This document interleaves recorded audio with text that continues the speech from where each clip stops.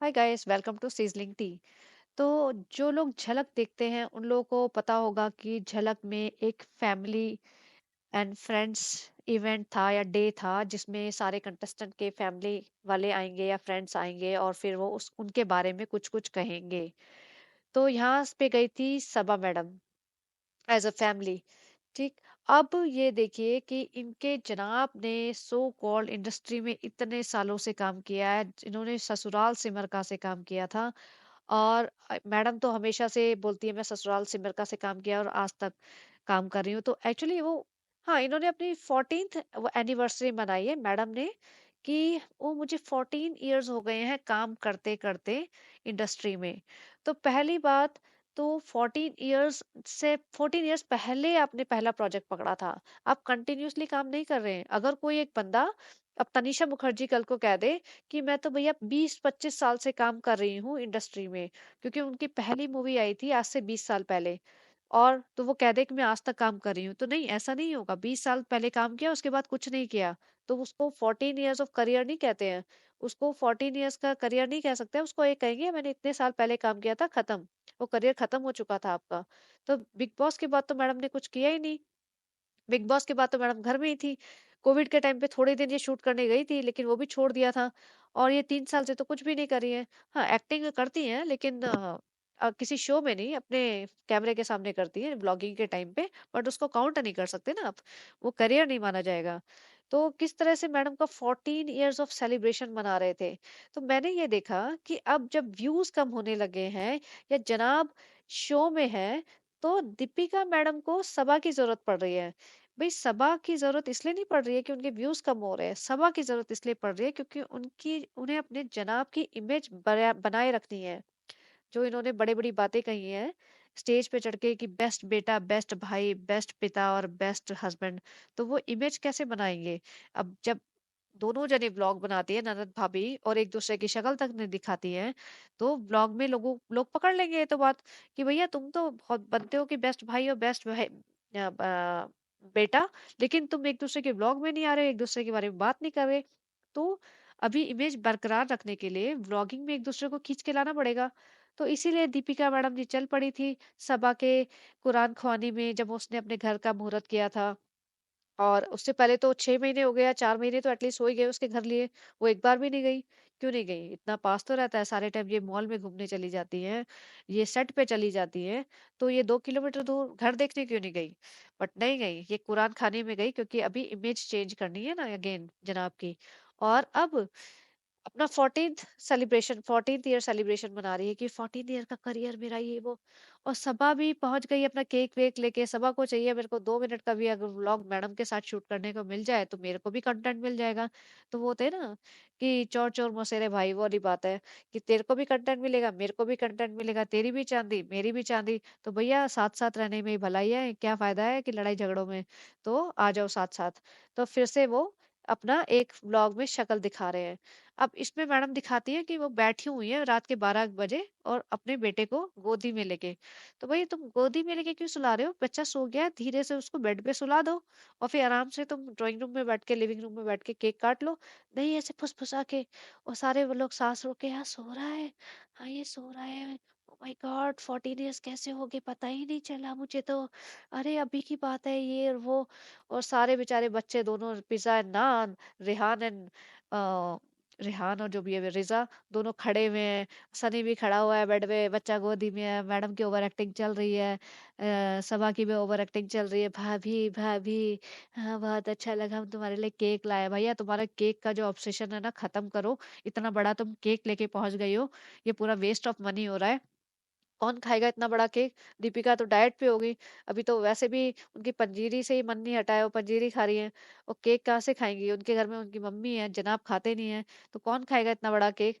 तुम ये क्यों ला ला के वेस्ट करते हो? अगर तुम्हें केक ही काटना था तो एक स्लाइस ऑफ केक भी मिलते हैं बाजार में, जो इतना बड़ा नहीं, 1 किलो का, 1.5 किलो का केक लेके पहुंच जाओ हर ओकेजन पे। तो चलिए जी, इन्होंने केक वेक काट लिया, अपना 14th ईयर का नॉन एग्जिस्टिंग करियर को एग्जिस्टिंग करियर बना दिया। अब ये देखिए झलक के सेट पे। तो उससे पहले मैडम बोलती है फैमिली एंड फ्रेंड्स का वीक था और मैंने सबा को बोला तुम आ जाना और सबा घबरा रही है मैं क्या बोलूंगी और लेकिन सबा तो इतना अच्छा बोलती है इतना प्यार से बोलती है और वो जेन्युइन बोलती है इतनी सारी झूठी झूठी बातें कर रही है उसके बारे में। भाई 1 साल से तुम्हारा ये प्यार मोहब्बत कहाँ था जब तुम सबा को घर में नहीं घुसने दे रही थी। जब सबा तुमसे मिलने आती थी मैडम जब महोदा जाते वक्त तो आप गायब हो जाती थी और सबा कहती थी भाभी शायद बाथरूम में है, भाभी ने दरवाजा नहीं खोला है। ये सब कर करा के बहाने निकल जाती थी। और अभी जरूरत पड़ गई है इमेज मेंटेन करने के लिए तो सबा तुम आ जाना, सबा ये पोएम कर देना, सबा का मोमेंट बहुत अच्छा था। ये भाई बहन का जो नकली नाटक चल रहा था ना स्टेज पे वो साफ दिख रहा था। भाई को कोई इमोशन नहीं है, भाई एम्बेरस हो रहा था कि ये क्या ही बोल देगी, इसके बस का क्या है। और तो और सबसे एम्बेरसिंग बात, हे भगवान ये क्या पहन के गई थी। मतलब इससे अच्छे कपड़े तो अब मैं क्या बोलूँ कि कोई भी पहनेगा। इसके पास इतने प्रमोशन के कपड़े आते हैं, इसके पास इतना सामान है और वैसे ये हर 2 सेकंड बाद शॉपिंग करने चल पड़ते हैं। इन्हें बिरयानी बनानी होती है तो नमक से लेके चावल तक की शॉपिंग करते हैं और ये बर्तन से लेके वो कड़छी तक की शॉपिंग कर लेते हैं कि आज हमें बिरयानी बनानी है, हमारे घर में कुछ नहीं है। भैया जब तुम नेशनल टेलीविज़न पे आने वाले हो, ज़िंदगी में तुम पहली बार ही आने वाले होंगे, इतनी बड़ी स्टेज पे तुम कभी चढ़े भी नहीं होंगे। तो ये ऐसा जो होता है ना घर का सिलाया हुआ सूट आउट ऑफ फैशन बेडॉल सा गंदा सा हिजाब बांध के चुन्नी लेके काम वालियों की तरह वो चल पड़ी है सनी का हाथ पकड़ के ऐसे बड़ा प्यार मोहब्बत तुम्हारा। वहां जाके सनी को तो इन्होंने साइड लाइन कर दिया, सनी को तो स्टेज पे नहीं चढ़ने दिया टीवी सोनी वालों ने। और सनी के माँ बाप को देख के क्या मजा आएगा कि वाह हमारा बेटा आया किनारे पे ऐसा ऑडियंस बन के बैठा हुआ है तालियां बजाता रह गया। हमें तो हमारे बेटे को तो इन्होंने स्टेज तक पे चढ़ने नहीं दिया तो क्या ही इज्जत रह जाएगी उसकी गांव में कि ये तो बिल्कुल जोरू का गुलाम है, उनका नौकर बना हुआ है घर का। ये हाल है उसका। तो वहां पे जाके सभा पहुंच गई और अपना 4-5 लाइनें और ब्लश, वो लाल रंग का ब्लश जो ये लगाती है ना। बस अब ये देखिए यहाँ पे, ये देखिए यहाँ पे पिक्चर्स हैं। और जो ये इसने ऐसे दुपट्टा और ऐसे ओढ़ के गई थी, भैया तुम प्रॉपर हिजाब बांध के ढंग के कपड़े ढंग के गाउन पहन के क्यों नहीं गई? तुम अपने भाई भाभी की इज्जत का थोड़ा तो ख्याल रखिए। अगर आपको नहीं पता, और ये देखिए ये है एक फोटो जो किसी और ने ली है। एक्चुअली सनी को स्टेज पे नहीं चढ़ने दिया गया था। और ये देखिए इसकी चप्पल और इसके कपड़े। तो मतलब कितना एम्बैरेसिंग हो रहा होगा दीपिका और शोएब के लिए कि मेरी बहन ऐसे आई है। या तो ये जानबूझ के कर रहे हैं कि अपनी ऑडियंस से रिलेट करने के लिए कि भैया हम तो गवार से जाहिल से लोग हैं, हम तो एकदम सीधे साधे हैं और हम तो हिजाब उजाब में रहते हैं, ताकि हमारी जो अड़ोसी पड़ोसी देश की जनता है वो खुश हो जाए कि हमारे जैसे लोग हैं और हमें भर भर के व्यूज दें। ठीक है। या तो ये जानबूझ के वैसे गई होगी कि भाभी को बेइज्जत करने के लिए कि आपने हमें बुलाया, मैं तो ऐसा तमाशा खींचूंगी आपका, अब देखना। तो ये इनकी हरकतें हैं। लेकिन जो झलक में इनके इन्होंने बोला था कि फ्रेंड्स एंड फैमिली, तो इनके कोई भी फ्रेंड्स नहीं है। दीपिका तो सो कॉल्ड 14 साल का सेलिब्रेशन किया है इसने अभी अभी, कि उसी दिन कि 14 ईयर्स हो गए गाइस, तो इतने सारे शोज में तुमने काम किया, एज अ लीड एक्ट्रेस काम किया है। तुम्हारे आज तक कोई फ्रेंड नहीं है जो तुम्हारा सपोर्ट करने के लिए झलक में आ जाए, तुम्हारे हस्बैंड का सपोर्ट करने के लिए। या शोहेब का कोई फ्रेंड नहीं है चंगू मंगू के अलावा जो इनका व्लॉग बनाते हैं रिकॉर्ड करते हैं, इनके अलावा कोई फ्रेंड नहीं है। तो इससे पता चलता है कि ये कितने सोशल लोग हैं। इनका फैमिली में भी नाजा खाला बेटी खाला, बस इसके अलावा इनका कोई रिश्तेदार नहीं है, कोई मामा का बेटा चाचा का बेटा फूफा का बेटा या बेटी, या इनके और मौसी के बच्चे मामा के, कोई इससे इनका कोई लेना देना है नहीं। दीपिका का कोई फैमिली मेंबर है नहीं मम्मी के अलावा, जो आजकल बेचारी को उन्होंने नैनी बनाया हुआ है बच्चा संभालने के लिए। इनके पिताजी आ जाते हैं दीपिका के। तो दीपिका की फैमिली फ्रेंड जीरो मम्मी के अलावा इसकी। शोएब पे फैमिली फ्रेंड्स जीरो, सिर्फ सबा और अपनी मम्मी पापा और दो बेटियां, बेटी खाला और नाजा खाला और बच्चे दो रेहान एंड रिजा। इसके अलावा इनकी फैमिली में कोई एग्जिस्ट ही नहीं करता। और सनी को तो ये जनाब बिल्कुल ऐसा लगता है कि इतना निग्लेक्ट करते हैं कि जनाब को फूटी आंख नहीं सुहाता सनी। तो वो तो बस बुला लिया इसने, क्योंकि पिछली बार इसने सनी को नहीं बुलाया था सेट पे और सिर्फ सबा गई थी। और जबकि सनी को जाना था, वो अपने ब्लॉग में दिखाता भी है ये दो शर्ट्स मैं आज सेट पे जाऊंगा झलक के तो पहनूंगा गाइज। लेकिन सेट पे गया कौन, सिर्फ सबा। तो इस बार सबा ने नखरे करे होंगे कि भाई सनी को नहीं बुलाओगे तो फिर सनी गुस्सा हो जाएगा भाई, फिर उसकी क्या इज्जत रह जाएगी भाई, फिर वो बहुत गुस्सा करता है मुझ पे, तो मैं सनी के साथ ही आऊंगी हाथ पकड़ के उसका, मैं अकेले नहीं आऊंगी भाई, भले ही उसको कोने में बिठा देना लेकिन उसको लेके आऊंगी। उसके भाई ने बोला होगा हाँ ठीक है ले आ, लेकिन कोने में ही बैठा रहेगा, तो वो कोने में ही बैठा था तालियां बजाने के लिए। लेकिन सभा को स्टेज पे बुलाया गया और उसने 2 लाइन की शायरी पढ़ी है, मेरा भाई मुझसे इतना प्यार करता है, मैं हमेशा मेरा सहारा है, ब्ला ब्ला ब्ला। लेकिन वहां पे शोहेब खुद एम्बेरस दिख रहा था और सभा फालतू का नौटंकी दिख रही थी। लेकिन जो कपड़े हैं इनके, इतने घटिया कपड़े पहन के गई थी कि बिल्कुल बेइज्जती करने। और मैडम जी बोलती है ओह अपने ब्लॉग में बातें करिए रूहान की, रूहान के लिए गिफ्ट आया है, रूहान ने ये, मैं खिचड़ी बना रही रूहान के लिए। अरे आज तो 7th मंथ का हो गया, अरे मेरे 7th मंथ का बेबी, मेरा 7th मंथ का बेबी। भैया ऐसा कौन करता है? अपना बच्चा तुम्हारा 2 महीने का भी होगा, 4 का भी होगा, 7 का भी होगा, साल का भी होगा, 5 साल का भी होगा और आगे भी होगा। तो ऐसे हर बार उसको ऐसे ऐसे करके रिएक्ट करिए। और बच्चा तो बेचारा बहुत क्यूट है, नो डाउट बच्चा सही में बहुत क्यूट है, लेकिन वो थोड़ा कम ही रिएक्ट करता है और देखता है "हाँ, मेरे माँ बाप थोड़े बावले से हैं, पागल से हैं, कुछ भी अजीब अजीब से आवाजें निकालते रहते हैं ओ करके, तो वो इनको ज्यादा भाव देता नहीं है। और लेकिन वो क्यूट है। कई लोग कह रहे थे बच्चा रिएक्ट नहीं करता, बच्चा ये है, बच्चा बिल्कुल नॉर्मल दिखता है, उसमें कोई प्रॉब्लम नहीं है। हाँ, उसको इंटरेक्शन की ज्यादा जरूरत है। उनको और बच्चों के साथ खेलने दो, उसको 2-4 चेहरे नए दिखाओ, उसको बाहर लेके जाओ, उसको थोड़ा फ्री छोड़ दो मॉल में, मतलब तुम पीछे-पीछे चलो लेकिन थोड़ा फ्री छोड़ दो, उसे थोड़ा खेलने दो, तो उसका इंटरेक्शन होगा, वो खुश होएगा। लेकिन यहाँ जब हम बात कर रहे हैं सबा और दीपिका मैडम के क्लोज आने की, तो इस ब्लॉग में जो वो क्लोजनेस दिखा रहे हैं ना, वो आधी रात को केक लेके पहुंचे हैं। तो आप ये बताइए मुझे, आपको लगता है कि ये सब प्री प्लान नहीं है? आपको लगता है ये रॉ ब्लॉगिंग है? जैसे सबा बोलती है ना अपना आपने लोगा के ब्लॉग में, अपने लोगा के इंटरव्यू में, हम तो रो ब्लॉग करते हैं, कई लोग ना बहुत प्री प्लान करते हैं, हम तो जैसे हैं वैसे ही दिखा देते हैं, हम तो अपना कैमरा उठाते हैं बस चल पड़ते हैं, रिकॉर्ड करते रहते हैं, कुछ भी है वही दिखा देते हैं।